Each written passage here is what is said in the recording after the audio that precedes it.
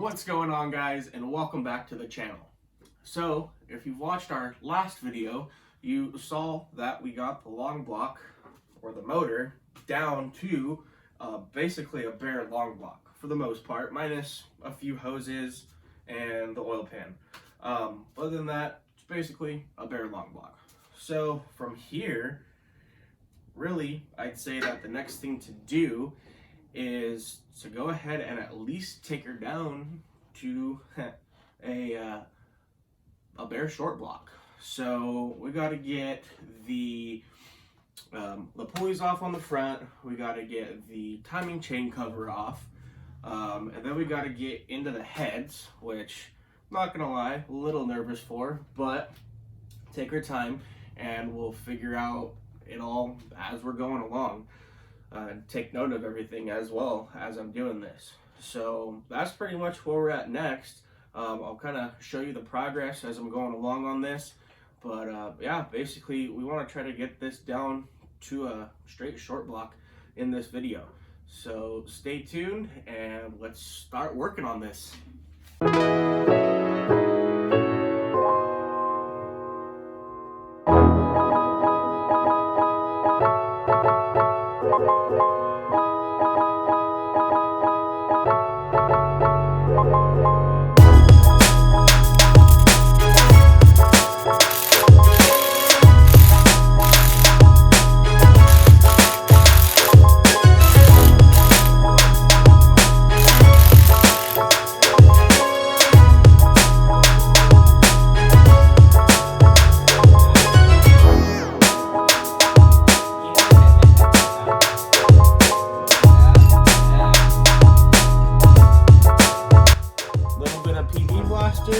And a little bit of back and forth.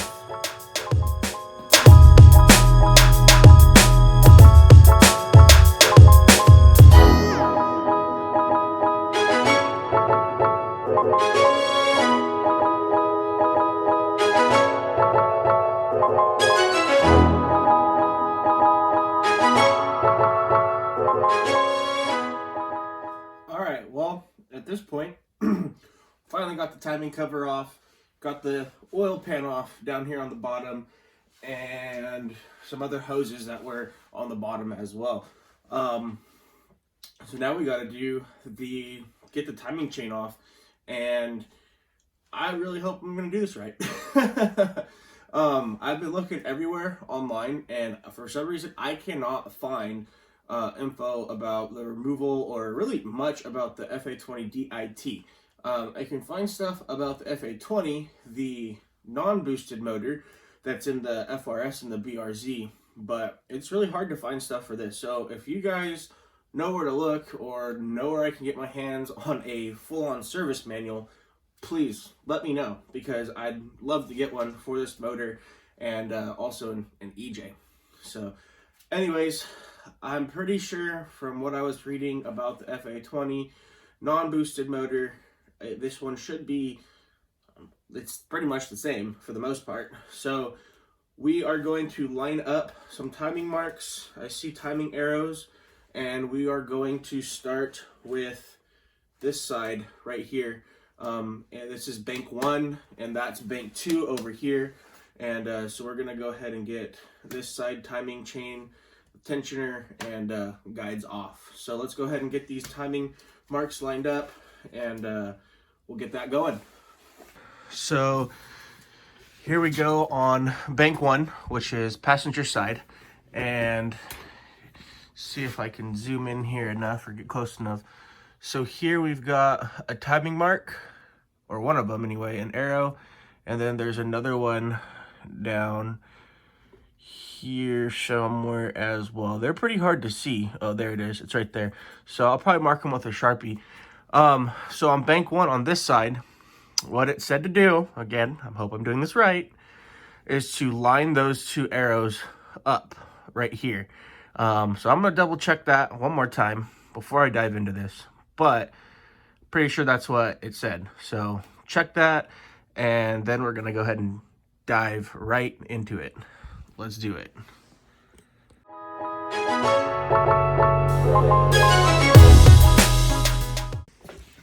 Okay, so we got those lined up right there, arrow, arrow, and then also down here on the bottom, you can see that right there, that little like indent, well, not really indent, but like raised piece, it's called a key, because it basically slides into it.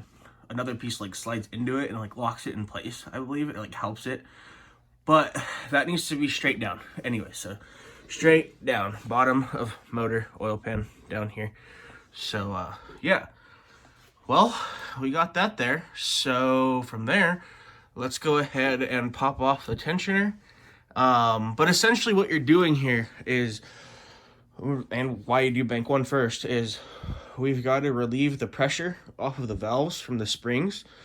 So these valves over here are completely shut. However, this valve over here on this cylinder is completely open. So it is under spring tension and pressure, and that one is as well a little bit. So we gotta do this side first, and then we gotta line up the timing marks on bank 2 on the driver's side after we remove this. And the alignment on this side is going to be different than the alignment on this side over here. So I'll show you that when we get to it, but let's go ahead and get bank 1 taken care of.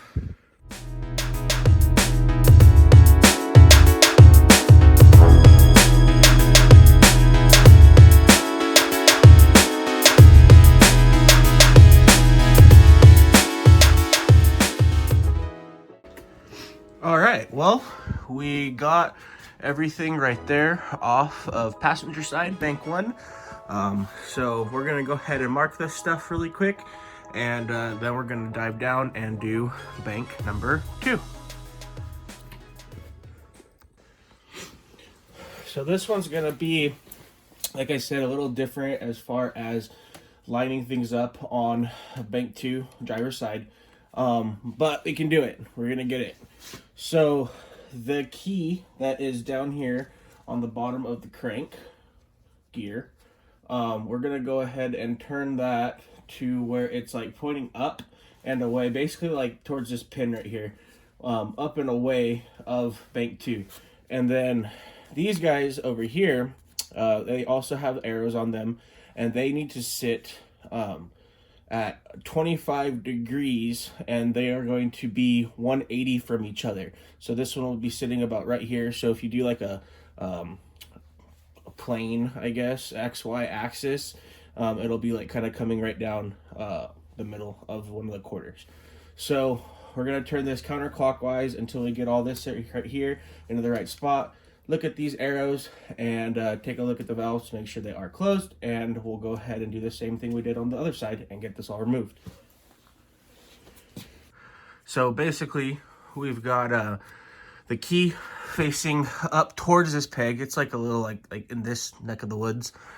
I kind of just watched the chain tensioner to where it was all the way out, because it, you know, pumps up and down.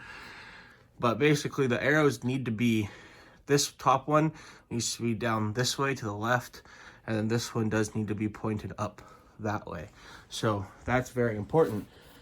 And again, it's going off the FA non-turboed motor for the FRS and BRZ, but it's basically the same. So this is going to get rebuilt anyways. I hope I don't F anything up, but I think we're good. So let's go ahead and pop this guy off on this side now.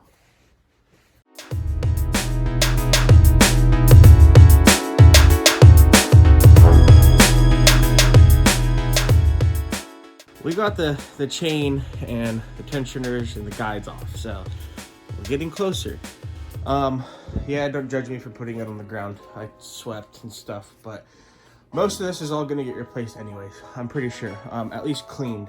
I know with I don't know with the chains, and I don't know in general, if I should or could reuse any of this stuff. So go ahead and tell me down in the comments if I can reuse it, or if not, and why. But I know like the chains still stretch, like by all means they still stretch.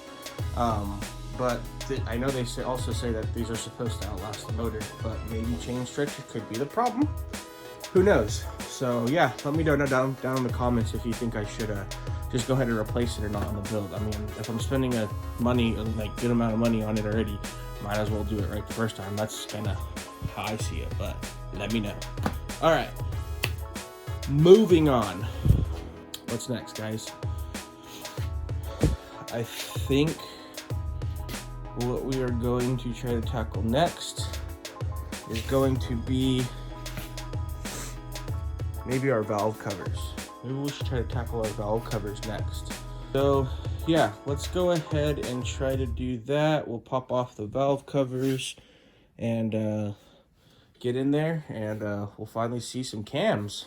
Sweet. Also, just an FYI, once you get that bank tube timing chain off, the motor's basically locked. So don't try to turn the crank or anything like that. That's what I read. That's how I understood it. So if I'm wrong, again, tell me down in the comments down there. But yeah, don't try to turn the crank bolt. All right, let's go.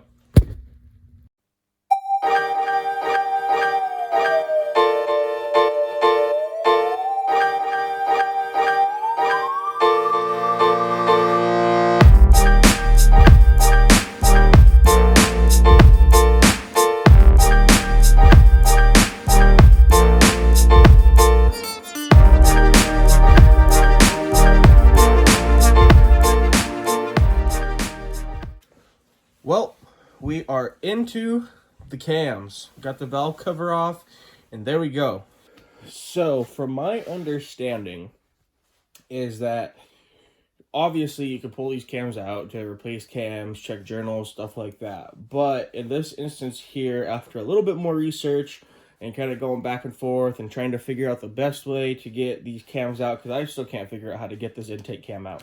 I'm assuming to do that, I'm going to have to get into whatever this is, which looks like some type of oil sump for the cams and the heads. But after, like I said, after a little more research, I can see, and just looking in here a little bit more and whatnot, that this whole basically piece that the cams rest in is going to have to pop out. Hopefully all is just one chunk. So what we want to try to do is, it looks like there's 1, 2, 3, 4, 5, 6, 7. Looks like there's about 8 bolts that's holding this top piece on right above the head that the cams sit in. So we're going to go after those 8 bolts, get those popped, and then try to very, very carefully pop this from the head so we don't jumble up all the lifters that are in here or anything. We can keep those in the same spot that they're in. I do still have this cover off over here that was holding the cams in. I'll probably end up putting that back on. I already got these 2 back on, and the 2 center cam caps. But we'll probably end up putting this one back on as well once I have the rest of this all popped off. Because really we want to get down to the head bolts, and one head bolt is actually right under actually I should say two head bolts are right under the cam journal. So taking out just the cams isn't going to do us any good. We're not going to be able to get to those 2 head bolts that are right underneath there. So let's get after these bolts that are holding this in. It looks like there might be 9 that I'm looking at it. Well, let's see here. 1, 2, 3, 4, 5, 6, 7, 8, 9. So it looks like there's 9. So let's get those, and we'll go from there and see where we are.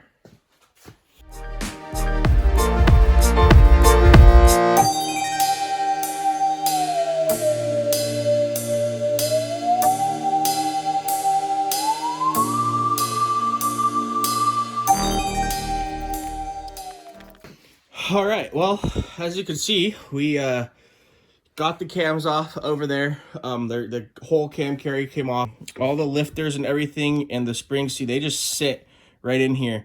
And that's it. So you want to be really careful when you're popping that guy off so none of these move and get dislodged or anything like that. But yeah, so we got that off. Super happy about that. That's just one side on the passenger side. But all we got to do now to get this this head off is pop out these 6 head bolts. 1, 2, 3, 4, 5, and 6.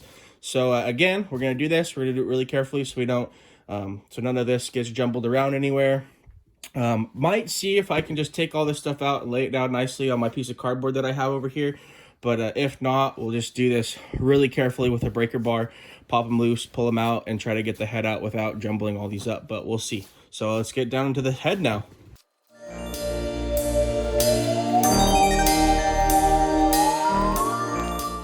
All right, so for the head bolts, we've got a 12-point 14mm socket on a breaker bar to use to go ahead and break these guys loose. Now, removing the head bolts, you do want to, from my understanding and pretty sure, it's just a good measure to go in this pattern anyways, you want to make sure that you pull them out and loosen them in the pattern as well, just like you do when you torque them down and tighten. So, from my understanding, it's 1, 2, 3, 4, 5, and 6. And this is the front of the motor on the passenger side here. So again, just to show you guys what I'm going to do, it's basically like you want to crisscross everything. So it's 1, 2, 3, 4, 5, 6, just like that. So let's go ahead, and we got our 12-point already on our breaker bar. Let's go ahead and get those all broken.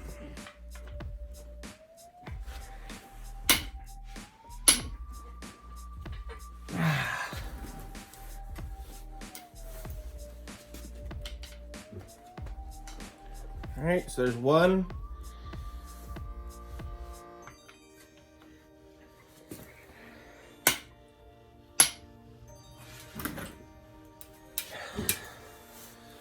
There's 2.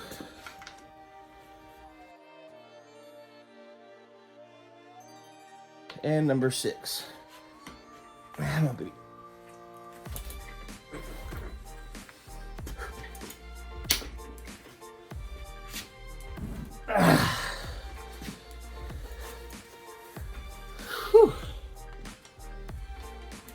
Boom.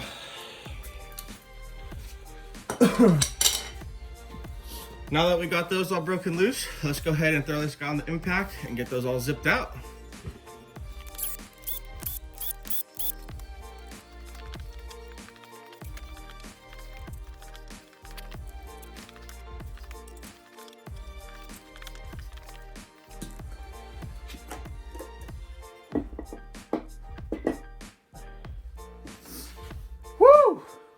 Got our head off. All right, guys. Well, we got our passenger side head completely off. Just on an inspection of the head gasket, it doesn't look like there's any kind of head gasket failure or anything like that. So that's a good sign, at least on this side. But man, that carbon buildup is just insane. So yeah, I mean, without further ado, we're gonna go ahead and slap this head completely back together, obviously minus the head bolts, but we're gonna go ahead and put the cams back on top of the head and get that all secured so we can put those lifters back in the spot that they need to be. And then also I went ahead and flipped over the valves so you guys can see the underside of the valves, and those guys do look pretty crusty as well. So yeah, so that's on the passenger side there. We got to go ahead and flip the motor over and get that driver's side off. And once we got that driver's side off, we will be down to a complete short block. So I'm going to go ahead and jump down into getting this guy over here reassembled. And we will go ahead and get the driver's side head on everything, cams and everything off next.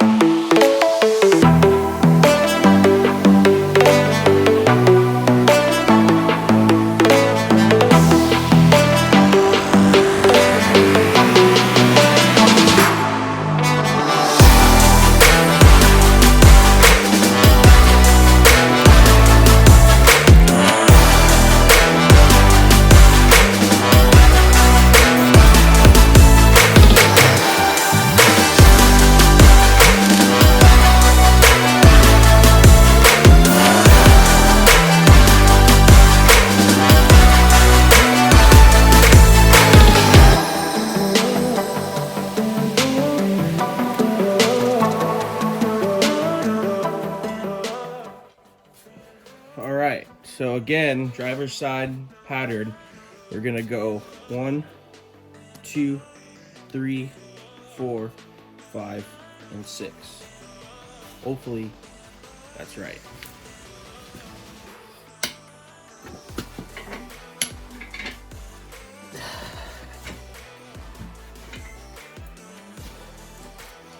There's 2.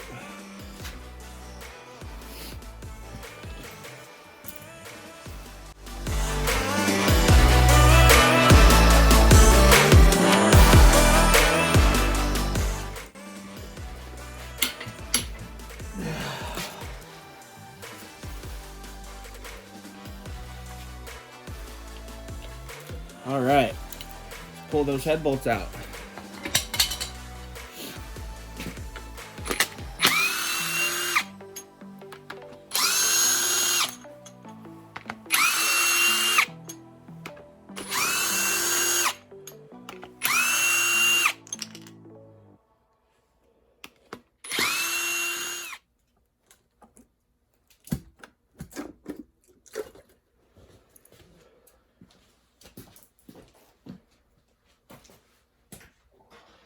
All right, guys. Well, we got both heads off. We just finished up that driver's side head there.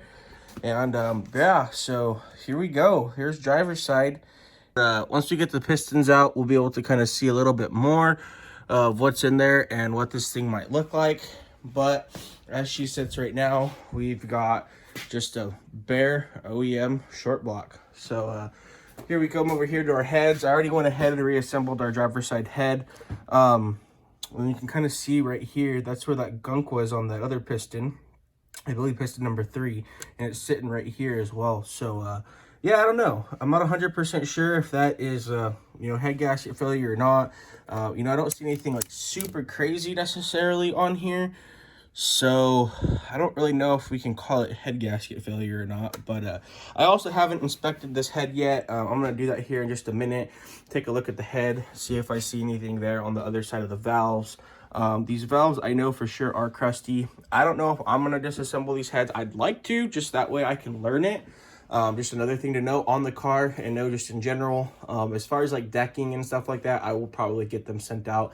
I just don't know who to yet. So I don't know if I'm going to do local or if I'm going to send it out to a very, very reputable shop to have those redecked, resurfaced, and all that stuff before we reassemble them.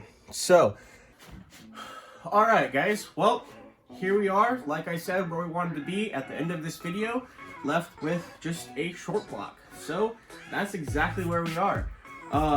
Next video, I do hope to go ahead and split these case halves apart, pull pistons, pull rods, and take a look and inspect the crank as well and the bearings. So that's really where we are. At this point now, we got the heads sitting over there on the table, which I'm not 100% sure yet if I'm gonna go through those myself. I would really like to, but I gotta do some cleaning up and some reorganizing and whatnot before I get there.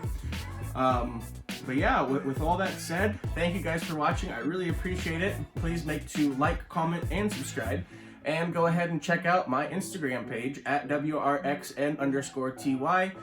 You know, I kind of post stuff on there on my story, on my page, and little updates here and there of what I've been doing to the motor throughout the week. So yeah, we're almost done with this the teardown.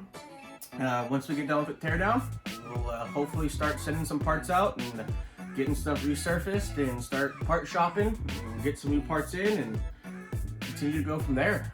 So anyways, like I said, thank you guys for watching. Stay tuned for the next video. Y'all have a good one.